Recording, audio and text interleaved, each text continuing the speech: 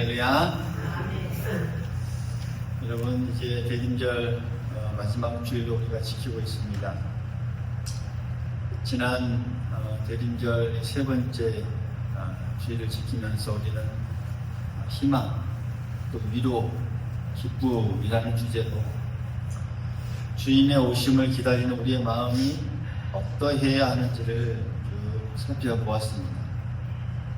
어두움을 뚫고 오시는 그 희망의 메시아를 보고 광야 같은 우리의 인생에 찾아오시는 그 하나님의 위로를 우리가 경험했습니다. 그리고 지난주에는 비천한 우리를 돌보시는 그 하나님을 향해 마리아처럼 기쁨의 찬양에 동참할 것을 우리가 다짐했습니다. 성탄을 사흘 앞둔 오늘 대림절 네 번째 주일로 우리가 이 모든 소망과 위로와 이 기쁨을 하나로 묶을 수 있는 그 주제, 바로 신앙으로 나아가도록 하겠습니다. 우리가 이 땅에 오늘날 살아가면서 오늘 이 사회를 쭉 돌아보면 도시는 도시대로, 농촌은 농촌대로 각자 우리의 화려함과 또 그 속에서 살아가고 있습니다. 근데 이 화려하고 또 과학이 발달하고 또 많은 사람들이 뭔가 이 기술 발전으로 인해서 잘 돼가고 있는 것 같이 보이지만, 그럼에도 불구하고 이 한 가지 서로 마음을 둘 곳이 없어 외로워하는 사람들이 많다라는 게 오늘 이 사회의 특징 중에 하나로 나타나고 있습니다.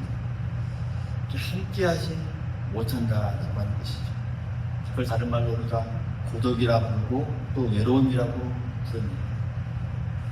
도시는 도시 나름대로 또 외적인 것 같지만 그 속에서 외로움과 고독을 느끼는 사람들이 있고, 또 우리가 살아가는 이 농촌 지역도 마찬가지입니다. 나름대로 정적과 고요함 속에 살아가지만 또 그 속에 외로이 살아가는 사람들이 분명히 있다라고 하는 거예요. 오늘 우리가 이 과학과 이 첨단 기술이 발달해서 누구나 다 서로 연결될 수 있는 소통의 시대를 살고 있지만, 그 가운데 정작 사람들의 이 마음과 마음을 닿는 어떤 그런 부분들은 정말 부족하지 않는가 생각해 봅니다. 거기에서 나오는 외로움이죠, 공허이죠, 고독이죠.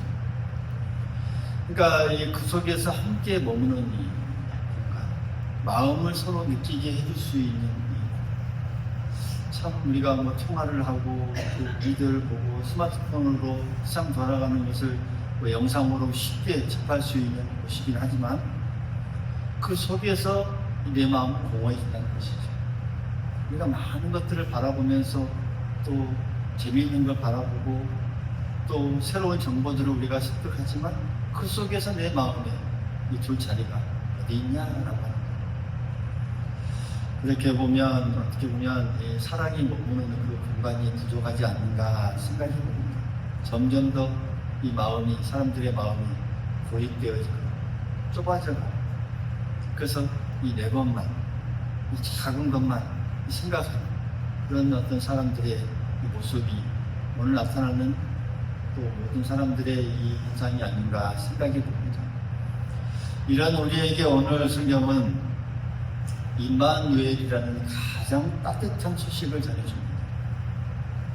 하나님이 우리와 함께 계시다. 하나님이 우리와 함께 계시다.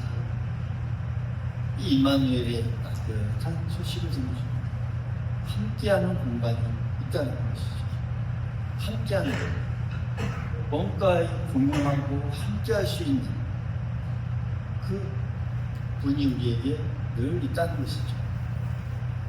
그래서 오늘 우리가 이 하나님의 사랑이 어떻게 우리 곁에 머물게 되었는지, 오늘 본문에 등장하는 이 요셉이라는 한 남자의 이야기를 통해서 우리가 함께 나누고자 합니다.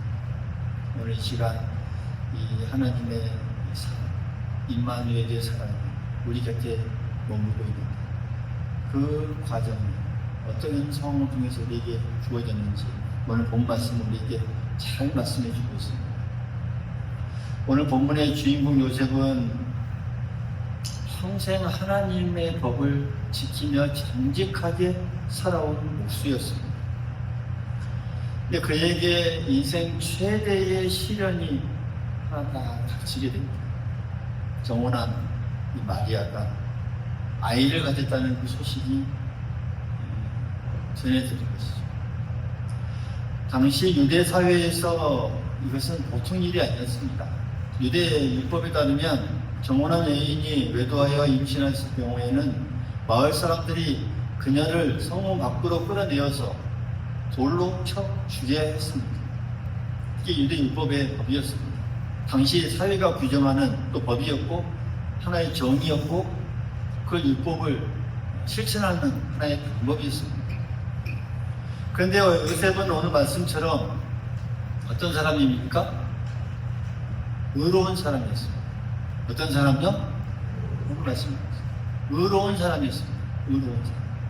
이게 의로운 사람이었다라고 하는 것은 의롭다라고 하는 말은 무슨 말이냐면 히브리어로 체다크라는 말인데 이 의롭다라는 것은 보통 율법을 아주 잘 지켰던 사람, 그러니까 철저하게 잘 지키는 사람, 그런 의미가 있습니다. 의롭다. 내가 율법을 잘 지킵니다라고 할 때 의로운 사람. 그러니까 율법대로라면 어떻습니까? 마리아는 사람들 앞에 이제 끌려나가 돌을 맞아야 했습니다. 요셉이 살아온 지금까지 이 성품을 그대로 이어간다면 의로운 사람이었기 때문에 마리아는 사람들에게 끌어내야 했죠. 요셉에게 당장 이 마리아를 고발하고 또 배신자로 정죄하고 돌로 치게 할 칼자를 쥐고 있는 그 권한이 자신에게 있었던 것이죠. 하지만 요셉의 이 의로움은 달랐습니다. 요셉이 가진 의로움은 달랐습니다. 19절에 보면 마리아를 아마 아프게 하고 싶지 않았던 것 같습니다. 그래서 가만히 관계를 끊으려 했습니다. 자신의 명성이나 국로보다 한 인간의 생명과 미래를 더 소중하게 여겼던 그런 의로움의 어떤 정신. 그래서 우리가 사랑의 이 첫 번째 특징을 우리가 발견하게 되는데 진정한 사랑이라고 한다면 그런 것 같습니다. 내가 왜 그랬냐라고 따지기 전에 어떻게 하면 저 사람을 살릴 수 있을까라는 마음을 가지는 것, 이게 어떤 이 사랑의 본질이 아닌가. 또 우리가 이 요셉을 통해서 우리가 깨달을 수 있는 것이죠. 이게 바로 성경에서 말하는 진짜 사랑의 모습입니다. 어떻게 하면 사람을 더 사람을 살리고자 합니다. 그러니까 사람은 상대방의 허물을 결전해서 내가 옳다는 것을 증명하는 것이 아니라 어떻게 해서 혹여나 잘못했더라도 그 사람을 살리려고 하는 그 방향으로 예수님, 이게 성경에서 우리에게 말해주는 진정한 사랑의 본질입니다. 우리가 흔히 말하는 이 정의라고 하는 것은 잘못을 바로 잡는 데 치중하죠. 그러나 성경에서 말하는 의는 사랑의 또 다른 말입니다. 또 다른 말. 그러니까 이 요셉은 율법이라는 그 어떤 차가운 칼날을 딱 내려놓고 이제는 하나의 배려라는 따뜻한 그런 어떤 마음을 선택했던 것이죠. 하나님께서 우리 죄인인 우리를 대하신 방법도 바로 이러한 방법이죠. 하나님께서 법대로 하면, 하나님의 생각대로 하면, 하나님께 정해 놓은 그 법대로 한다면 어느 누구도 하나님의 그 날카로운 칼을 피해갈 수 있는 사람 이 땅에 있을까요? 아무도 없다는 것이죠. 그러니까 정말 이 진정한 사람은 판단이라는 어떤 칼을 내려놓고 서로 배려하고 품을 수 있는 그런 이 마음에서 시작되어야 한다는 것. 오늘 우리가 이 요셉의 어떤 이 성품 중에서 우리가 잘 깨달을 수 있습니다. 오늘 우리에게 일어나는 일련의 이 모든 어떤 갈등의 이 모습들, 다 우리에게 이런 이 부분들이 필요한 부분이 아닌가 생각이 듭니다. 사람들과의 관계에서 나타나는 갈등들, 또 우리 가까운 이 가족들 간의 관계들, 자녀들과의 이 어떤 관계들, 부부와의 이 관계, 갈등의 모습들, 이 속에서 우리에게 필요한 것은 오늘 요셉이 보여준 어떤 살리고자 하는 할렐루야. 상대방을 더 살리고자 하는 그 의가 주중이 되어야 한다는 것이죠. 상대방의 허물을 드러내어서 뭘 이기고 내가 그것을 승리하기보다는 조용히 덮어주고 그를 위해 기도하는 그런 어떤 우리의 거기서부터 우리에게 사랑이 시작된다는 것을 우리에게 잘 보여주고 있습니다. 그래서 때로는 침묵하는 것도 필요하죠. 오늘 요셉이 보여줬던 것처럼 그것을 날카로운 어떤 법대로 칼날에 맞냐 틀리냐 이게 옳으냐 그렇지 않냐의 기준을 세우는 것보다는 요셉은 침묵을 선택했습니다. 그런 이야기가 있죠. 노련한 이 두루미가 험한 산을 넘을 때 독수리에게 들키지 않으려고 입에 돌을 물고 침묵한다는 이야기가 있습니다. 그 독수리는 두루미가 높은 산을 올릴 때 힘들죠. 힘이 빠져있는 그에게 달려가서 이렇게 힘이 들면 어떻게 하겠습니까? 헤이 소리가 나겠죠. 그에 가서 이제 붙여서 이제 두루미를 잡아먹는데 그때 돌을 물고 침묵을 합니다. 아무 소리도 안 납니다. 요셉의 침묵이 바로 그런 것이 아닌가 생각이 듭니다.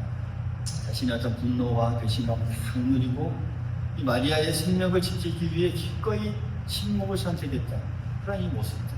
오늘 우리의 이 삶, 또 인생 가운데 또 우리가 하루를 살아가면서 또 우리의 연륜이 또 쌓일수록 우리는 어떤 상대방을 판단하는 법보다는 품어주는 법을 더 깊이 배워야 하는 오늘 우리에게 주신 그 하나님의 말씀임을 우리가 기억할 수 있기를 간절히 소망하겠습니다. 소망하겠습니다. 소망하겠습니다. 이번 성탄절에는 우리가 그런 마음 더 품을 수 있기를 바라겠습니다. 내 주변에 있는 어떤 이렇게 보면 마리아와 같은 그런 사람들에게 어떤 그들의 어떤 정죄의 칼 대신에 요셉과 같은 이 따뜻한 이 배려의 품을 내어주는 우리들의 이 모습이 있다면 정말 주님께서 오신 또 이 성탄의 기쁨이 완전히 이 땅에 실현되는 그런 우리의 삶이 또 나타나게 된다는 것 꼭 기억할 수 있기를 간절히 소망하겠습니다. 오늘 이 고민에 빠진 요셉에게 천사가 나타나 놀라운 말을 전해주죠. 뭐라고 합니까? 무서워하지 말라. 그 아이는 성령으로 잉태된 하나님의 아들이다. 이런 이야기를 쭉 해줍니다. 여러분, 이게 상식적으로 이해가 되는 일입니까? 이해가 됩니까? 자신과 결혼한 이 여인이 이제 잉태하게 되는데, 임신하게 되었는데, 성령이 나타나서 그것이 하나님의 성령으로 잉태된 하나님의 아들이다 라고 말해줍니다. 아마 요셉은 머릿속에 복잡했을 것입니다. 마리아를 데려오는 순간 이제는 요셉은 평생 사람들의 어떤 손가락질을 받아야 했고, 율법을 어긴 사람, 때로는 남의 아이를 키운 사람, 이런 어떤 손가락질을 다 견뎌야만 했습니다. 하지만 요셉은 그 성령의 음성을 듣자마자 바로 즉각 순종합니다. 자신의 명예나 자신의 어떤 미래의 계획이나 어떤 사회적인 평판을 다 내려놓고 하나님의 계획에 자신을 다 던져맡깁니다. 다시 말씀드리면 이해할 수 없는 순간이죠. 이해할 수 없는 그 순간에도 그 하나님의 뜻에, 하나님의 말씀에 순종하는 거예요. 그러니까 이제 좀 더 다른 표현을 하자면 항복하는 것이죠. 하나님, 나는 이제 내게 하늘 앞에 두 손을 다 섭니다. 하나님께 다 맡깁니다. 여러분, 이게 정말 진짜의 믿음이 아닌가 생각이 듭니다. 정말 하나님을 믿는다라고 하는 것은 이 정도의 어떤 이 믿음이 있어야 정말 믿음이 좋다라고 우리가 불러줄 수 있겠죠. 그 상황들 우리가 이야기하지만 다 비춰보십시오. 모든 상황들 속에서 다 두 손을 두고 하나님께 항복하는 그러면서 그 말씀에 따르는 거예요. 종종 우리가 기도하면서도 그렇습니다. 우리가 이해하기를 원하면서 기도할 때가 많습니다. 그렇죠? 그래서 내가 이것이 이해되면 하나님 따르겠습니다 라는 어떤 우리가 자세로 하나님께 나아갈 경우가 상당히 많은데, 여러분 정말 진짜 정말 참된 신앙은, 믿음은 이해되지 않는 순간에도 하나님을 신뢰하고 그분께 항복하는 것입니다. 믿습니까? 여러분, 이 순종이 무엇입니까? 내 인생에 내가 어떤 방향이나 내가 어디로 해야 되겠다, 뭘 결정해야 되겠다, 이 지휘권, 내 인생의 어떤 지휘권을 하나님께 다 넘겨드리는 행위가 순종입니다. 뭐라고요? 내 인생의 지휘권이 내가 있죠. 내가 뭘 선택을 하고, 내가 어떻게 가야 하고, 내가 내 인생을 다 지휘합니다. 그 지휘권을 누구에게 넘겨줘요? 하나님께 넘겨주는 게 바로 순종입니다. 요셉은 이 마리아를 데려옴으로써 평생 어떻게 보면 이 부정한 여인의 남편이라는 오명을 쓸 각오를 했습니다. 어떻게 보면 바보 같은 순종이죠, 사람들 보기에는. 근데 하나님께서는 바로 그런 순종을 통해서 인류의 구원을 시작하는 놀라운 역사를 이루는 그 시작점이 바로 그다라는 사실. 오늘 우리가 이 땅에 살아가면서 우리의 삶에 이해되지 않는 부분들이 있을 수 있습니다. 그때마다 하나님의 이 선하심을 신뢰하고 하나님께 항복할 수 있기를 간절히 소망하겠습니다. 그래서 손을 들고 하나님께 항복하십시오. 그런 이 순종이 하나님의 위대한 역사를 우리의 삶 속에서 나타나게 해주신다는 말씀입니다. 우리의 삶에 이해되지 않는 어떤 어려움, 또 고난이 우리가 찾아올 때도 마찬가지입니다. 나의 계획보다, 나의 선택보다 훨씬 크고 선하신 그 하나님의 계획을 우리가 신뢰하면서 기꺼이 순종의 길로 내딛는 그런 의미가, 또 어려운 결단이 우리에게 있습니다. 하나님의 큰 축복의 길을 우리에게 열려줄 수 있다는 사실, 우리가 꼭 기억할 수 있기를 간절히 소망하겠습니다. 오늘 말씀의 이 가장 귀한 핵심은 바로 임마누엘입니다. 한번 따라해 봅니다. 임마누엘, 임마누엘, 임마누엘. 말씀에 집중하십시오. 하나님이 우리와 함께 계시다. 임마누엘의 하나님.